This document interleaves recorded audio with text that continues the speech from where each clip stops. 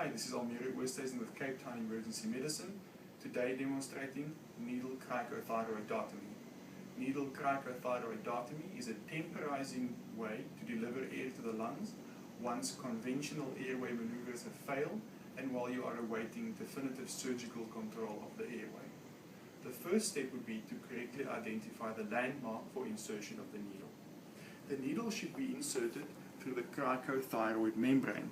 In a live patient, this is identified by palpating the prominence of the larynx or Adam's apple, this is the thyroid cartilage, and sliding the finger caudally until you get to the membrane between the thyroid and the cricoid ring.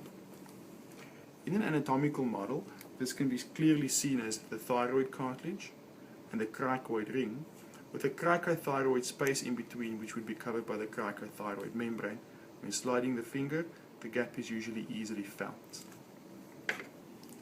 Before performing the procedure, ensure that you have the correct equipment available.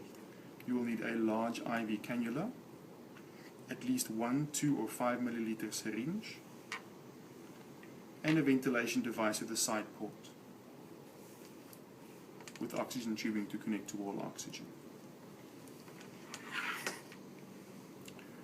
To perform the procedure, attach a 2 or 5 ml syringe to the back of your IV cannula, and then clean the area of the Adam's apple and laryngeal prominence. You would then identify the cricothyroid membrane by sliding the finger down and feeling the cricothyroid membrane there. Firmly stabilize the larynx with your one hand. In your other hand, grab the needle and syringe and pass it through the skin. Aim 30 to 45 degrees caudally and gently advance the needle until you feel a pop as you pass through the cricothyroid membrane.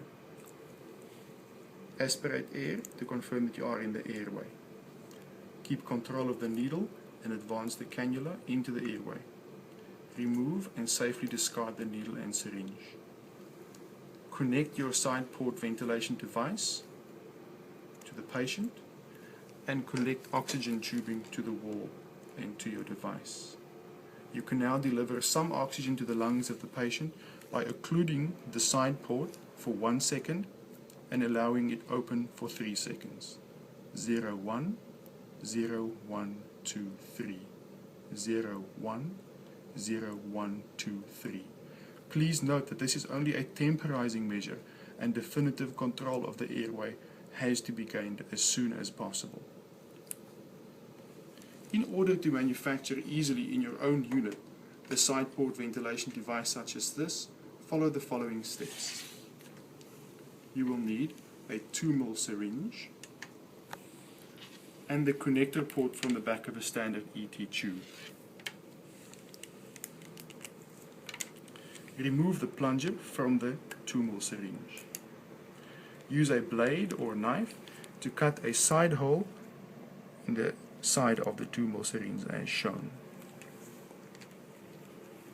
Take the ET tube connector and insert it firmly into the back of the 2 ml syringe.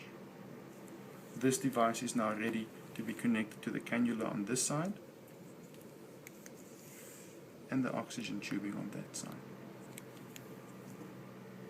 And that is it. Correct insertion of a needle cricothyroidotomy.